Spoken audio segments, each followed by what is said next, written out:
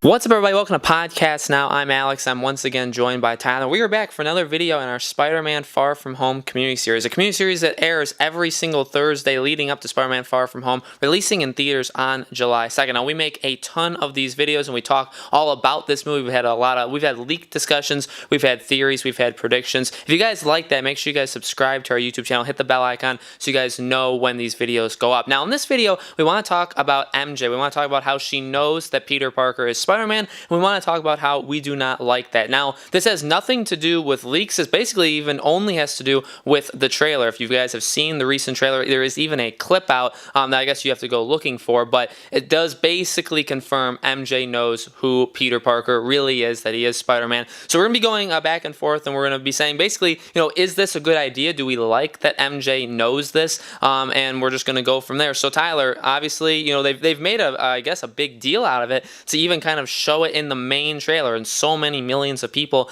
have watched that main trailer. So a lot of people are going to go into this movie expecting that scene, expecting that MJ just knows. Do you think that's going to take away from anything?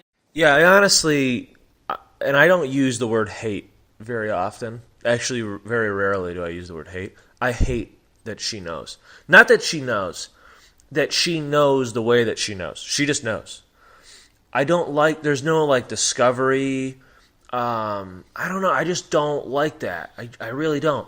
And the reason I don't is because at the end of Homecoming, when Aunt May finds out, the way that she finds out is funny.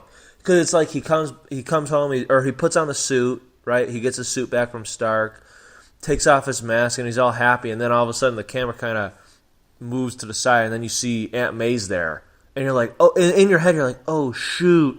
And then she's like, what the and then it ends. And that was so funny. Everyone was dying laughing at the end of Homecoming.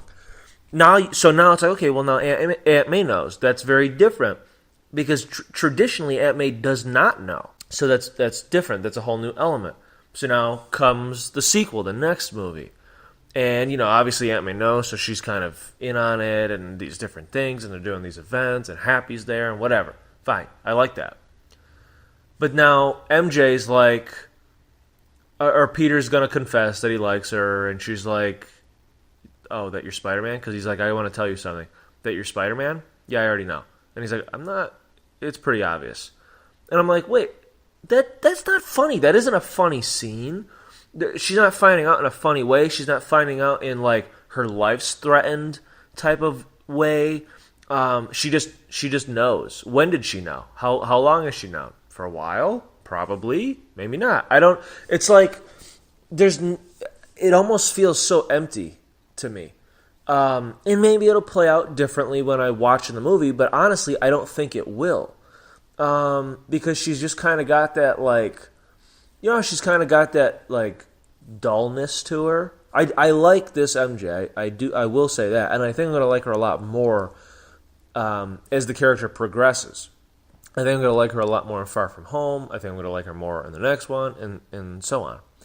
But she's got that dullness, especially in that scene, where I kind of don't get any vibe. I almost feel like, does she care that he's Spider-Man? Is that why she maybe kind of likes him, that he is Spider-Man? Or does she like Peter Parker for Peter Parker? Or you can't get a read on any of it. So I don't like that. I don't like that she just knows. I don't like that we have Aunt May knows at the end of the first movie. MJ knows probably at the middle of the next movie. And it's kind of like, well, who are you going to let know, or who's going to know in the third movie? Who's going to know? It's kind of like too many people know. Because if you think about Spider-Man in the comics, does MJ know? Yeah, fine. Does Ned know? He's not really in it that much. So I don't really care. Miles Morales ends up knowing once he's introduced, which they might introduce him here. I don't think so. Probably in the next one, which makes sense, and it'll make sense if you're into leaks. You can watch our Far From Home story plot leaked video, and you'll understand why it makes sense for Miles Morales to come into the next movie. But I don't like that we have these. It's almost like there's three characters now that know Peter is Spider-Man, where in the comics, one of those characters, Aunt May, doesn't know, and I don't know. I just don't like that, because then it takes away in future movies that type of kind of like shocking reveal. Like MJ's not even surprised. Like, oh my God, it was you the whole time. There's none of that, and I don't know. There's something about, I don't know. I can't even pinpoint it, but I just really hate it so much. I don't know. Because in the Insomniac Spider-Man game, if you have a PS4 and you didn't play that Spider-Man game and you're into Spider-Man game, you absolutely should pick that up. But in that game, Peter's been Spider-Man for a while, and we just kind of jump into all the those roles, and MJ has known that Peter was Spider-Man for a whole time. That was fine with me, because I assume that there was some kind of shocking reveal that happened, where she like either figures it out, or something's happening and she's there and Spider-Man's there and the mask comes off, or somebody calls him Peter or something, and it's kind of like, oh my God, Spider-Man's Peter Parker. And we never get that now with this MJ. They're just kind of gonna go from there, and they'll be in a relationship. And I feel like there's something missing. I don't know. I just feel like there's a missing piece there. And that's what, it just bothers me so much. I agree, especially with that last part. I think the shock and kind of the realization, or the like coming of knowledge, knowing that Peter Parker is Spider-Man, I think that's a really, really cool like tool that they can use whenever they want, right, with whatever character they want in any movie. And I think it is pretty powerful, right? And they kind of, everybody gets to experiment, like Tyler was saying, with the game. Sometimes they kind of just leave it to your imagination, where years have passed, we don't really know how things have gone in the past, for them to find it out. But so far we've gotten a couple character discoveries, and Aunt May and definitely MJ are two of the biggest ones, right? They are the two biggest ones that would find out if they were to find out. And so you only have those two options. You only have two times where you can really make a very big deal out of it, where you can maybe make it pretty emotional or personal to Peter, right? Because they're finding out what he does that's putting them in a lot of danger. It's something he's always trying to protect people from, that because if they know, if villains know that he's Peter Parker, they know that they're connected to him. However, that puts them in a grave amount of danger. So it's a really good opportunity for a movie to experiment. And Aunt May finding out, that was fine. And like Tyler said, like, it was funny. It was definitely a really cool ending. I didn't even think of it like, dang it, they wasted that character, or they wasted that character knowing, because I think they did a pretty good job making it funny.